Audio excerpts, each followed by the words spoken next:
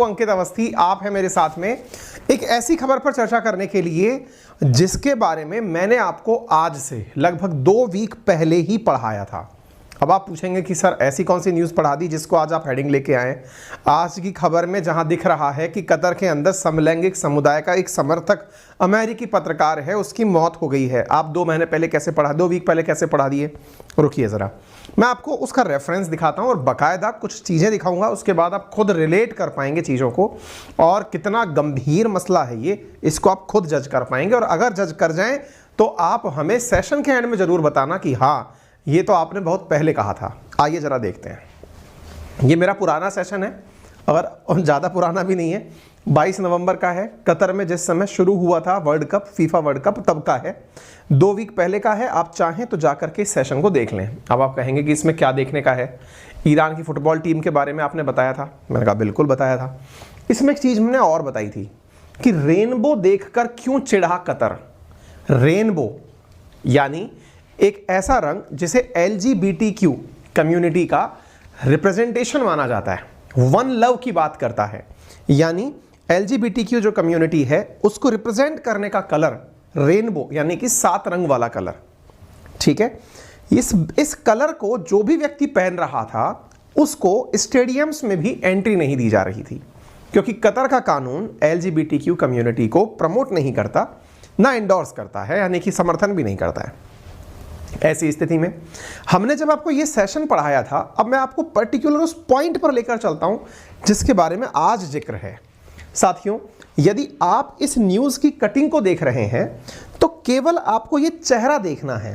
Hopefully आप अभी पहचान रहे हो, नहीं भी पहचान रहे हो तो मैं आपको ये चेहरा और आपके सामने अच्छे से दिखा देता हूं। आप जरा इस चेहरे को पहचान लीजिए, दिमाग में थोड़ी देर के लिए बिठा लीजिए।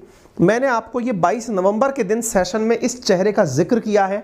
मैंने लिखा है कि American journalist detained at world cup over detail on shirt.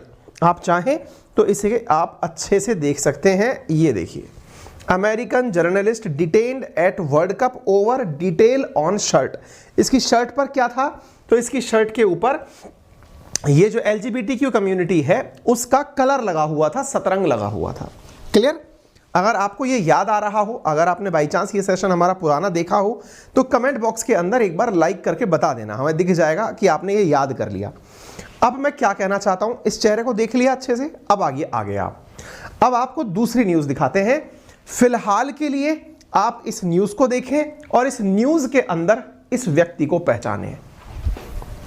आज की न्यूज़ है क्या जिसको मैं आपको पढ़ा रहा हूं, जो आपको सुना रहा हूं? World cup 2022 US sports journalist Grant Wahl dies in Qatar. ये जो व्यक्ति मैंने आपको तस्वीर में दिखाया, इसी का नाम ग्रांट वेल था। आप खबर उठाकर देख लें, 2 वीक पहले 22 नवंबर को मैंने इसी चैनल पर इसी सेशन में इस व्यक्ति के डिटेन होने की खबर आपको पढ़ाई थी। यानी अपडेटेड हैं आप दुनिया के साथ क्या चल रहा है। और यह व्यक्ति जिसका नाम ग्रांट वेल है, जिसको मैं आपको जूम करके दिखा चुका हूं, यही व्यक्ति ग्रांट वेल वर्तमान में कतर में मर चुका है। यह व्यक्ति का चेहरा उम्मीद है आप पहचान जाएं। यही वो टी-शर्ट है जो इसकी मौत का कारण बनी है।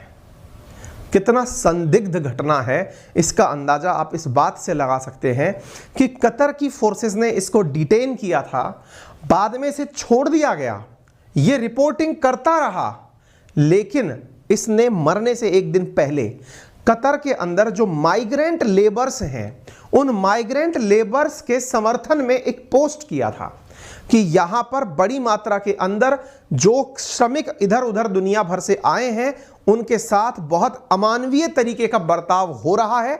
इसका इसने अपने मरने से पहले ट्विटर पर पोस्ट डाला था। उसके अगले ही दिन ये एक मैच के दौरान मृत पाया गया। रिपोर्टिंग करते समय, ये फॉक्स न्यूज़ चैनल है उसके लिए रिपोर्टिंग करता था। बड़ी बात यह है कि यह व्यक्ति लगातार 8 वर्ल्ड कप से फीफा की वर्ल्ड कप रिपोर्टिंग कर रहा है। इस बात को ध्यान में रखते हुए फीफा ने इस व्यक्ति को अलग से भी सम्मानित किया था। यानी कि ये फुटबॉल का स्पोर्ट्स, एक तरह से समझिए कि समाचार संवाददाता था। फुटबॉल के लिए, जैसे अपने यहाँ क्रिकेट के कुछ एंकर्स होते हैं बढ़िया वाले, ये ऐसा था। ठीक है, इस व्यक्ति का बड़ा भाई LGBTQ कम्युनिटी यानी लेस्बियन, गे, बाइसेक्सुअल, ट्रांसक्यूअल, उस कम्युनिटी से बिलोंग करता है, इसलिए यह इस कम्युनिटी का यानी गे कम्युनिटी का समर्थन करता है। समर्थन करने के साथ साथ यह केवल इतना कहता है कि दुनिया में प्यार एक ही है, दैट इज वन लव, यानी कि इंसान को केवल प्यार करना है, ये एक कम्युनिटी है, ये उसका समर्थक था। और आप उसका परिणाम जो देख रहे हैं वो आप यहां पर देख सकते हैं। ये रहा ग्रांट वेल का ट्विटर चैनल, जिस पर इसने जो कहा, इसने केवल ये बात बोली थी कि भाई यहां पर जो है ना, जो मतलब माइग्रेंट लेबर्स हैं, एक दिन पहले इसके द्वारा जो ट्वीट डाला गया था माइग्रेंट लेबर्स के ऊपर था। इसी सप्ताह की शुरुआत में ब्राजीलियन फुटबॉल लीजेंड रोनाल्डो जो है, उनके द्वारा 8 कंसेक्यूटिव वर्ल्ड कप 1994 से यह वर्ल्ड कप कवर कर रहा है, इस कारण से इसे सम्मानित किया गया था। ग्रांट वेहल शुक्रवार को अर्जेंटीना और नीदरलैंड यानी कि कल के दिन अर्जेंटीना और नीदरलैंड का मैच कवर करने के दौरान स्टेडियम में गिर गए थे।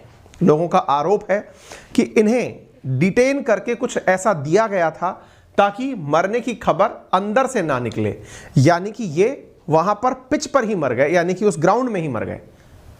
इस जानकारी के बाद में जो इनके भाई हैं, उन्होंने जांच की मांग की है कि इस व्यक्ति के मरने के बारे में पूरी तरह से जांच बिठाई जाए।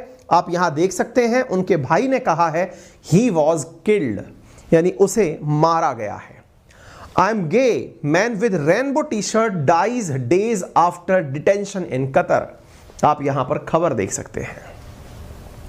बहुत संदिग्ध आरोप है ये इतना संदिग्ध आरोप है कि हमने इसीलिए लिखा है कि मौत या हत्या, क्योंकि हम तो कोई जांच एजेंसी है नहीं, हमने जो पढ़ा वो आपके सामने रख दिया, हमने आप तक खबर पहुंचा दी। जिस मैच को ये कवर कर रहे थे वो क्वार्टर फाइनल था नीदरलैंड और अर्जेंटीना का, कतर में हो रहा था, 9 दिसंबर को था, दोपहर 1 बजे था। ये इसी मैच के दौरान जो मतलब इनकी मौत हो गई। ये इस तरह की टी शर्ट पहने हुए थे और कतर के द्वारा कहा गया है कि संभव है कि इन्हें हार्ट अटैक हो गया हो, ऐसा इनके ऑफिशियल्स ने कहा है। ये है ग्रांट वेहल, जो कि एक अमेरिकन स्पोर्ट्स जर्नलिस्ट हैं, सॉकर एनालिस्ट हैं, जो कि अपने द्वारा सीनियर राइटिंग को काफ़ी ज़्यादा मतलब पसंद किया जाता है, इनकी राइटिंग को काफ़ी ज़्यादा पसंद किया जाता है। इंस्टाग्राम पर एक वीडियो इनके भाई ने पोस्ट किया और उन्होंने लिखा कि मेरा नाम एरिक वेहल है और मैं सिएटल वाशिंगटन में रहता हूं।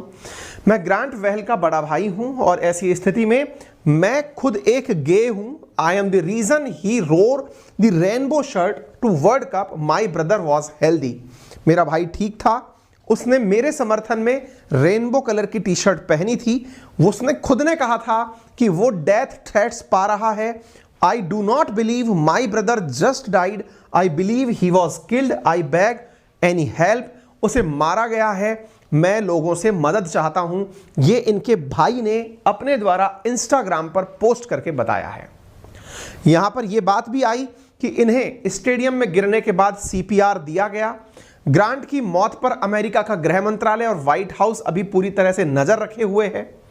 उसकी वेबसाइट पर उसने ये बात मेंशन की थी कि वो लास्ट 10 दिन से ठीक नहीं है। ये लास्ट 10 दिन वही वाले हैं जो डिटेंशन वाले थे जब कतर की फोर्सेस ने इनको गिरफ्तार किया था। इन्हें कुछ सस्पेक्टेड ब्रोंकाइटिस जो मतलब बीमारी जो है, उस ब्रोंकाइटिस जैसी बीमारी के लिए एंटीबायोटिक्स दिए गए थे।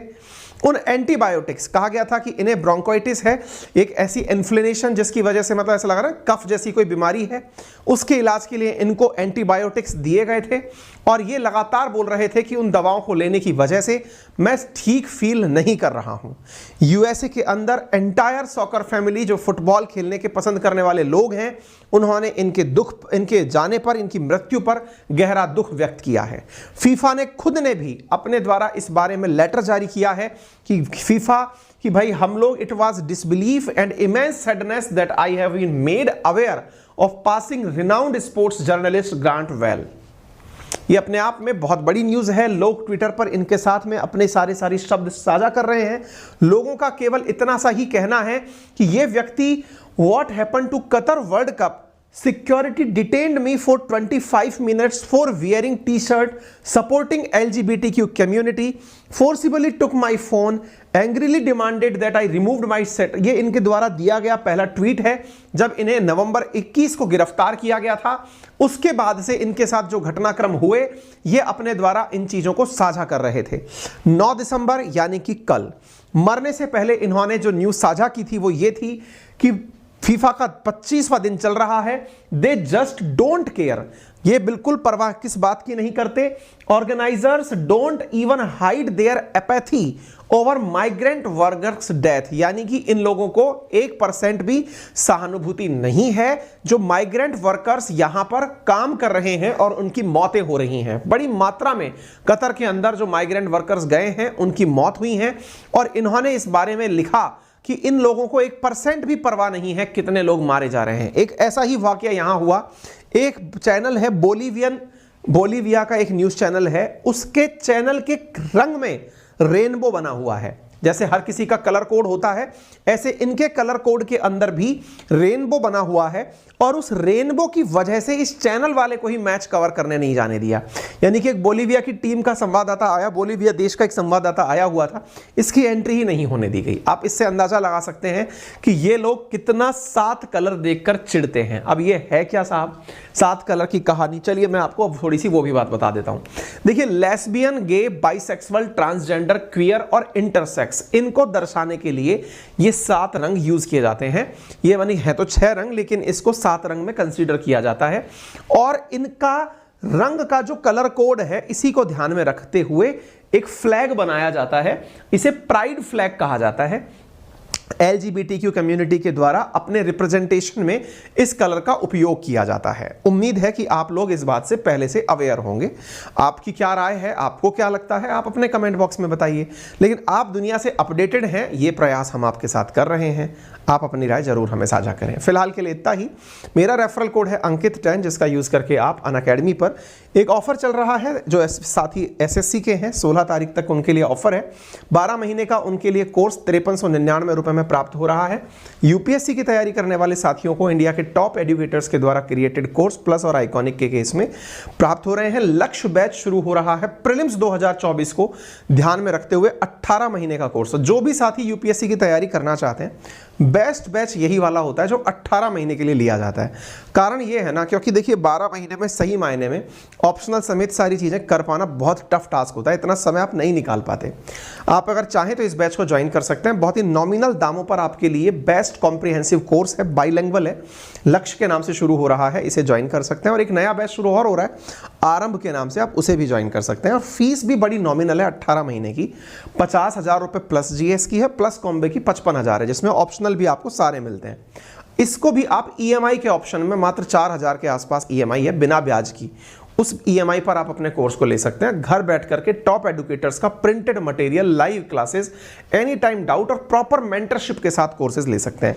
मेंटरशिप वाला जो कोर्स है वो 70,000 का है, जिसमें आपको 18 महीने के लिए प्रॉपर आपको एक मेंटर मिलता है जो आपको पूरी गाइडेंस देता है। तैयारी के लिए अगर आप सोच रहे हैं तो this is the best option for you. और यदि आप में से कोई साथी ऐसा है जो मेंस के लिए ऑप्शनल्स की तैयारी कर रहा है तो मात्र 9,000 रुपए में अभी इतने सारे नए ऑप्शनल्स शुरू हो रहे हैं, नया बैच शुरू हो रहा है। आप उन सभी ऑप्शनल की तैयारी एक ही सब्सक्रिप्शन से कर सकते हैं। आपको जो समझ में आए उस ऑप्शनल को ले सकते हैं। प्रीलिम्स और मेंस के लिए टेस्ट सीरीज अगर आप चाहते हैं तो बहुत ही नॉमिनल रेट में मात्र 1999 के अंदर आपको प्रीलिम्स और मेंस की टेस्ट सीरीज मिल जाती है। आप इसका लाभ ले सकते हैं। फिलहाल के लिए इतना ही। अपना ख्याल रखें। धन्यवाद।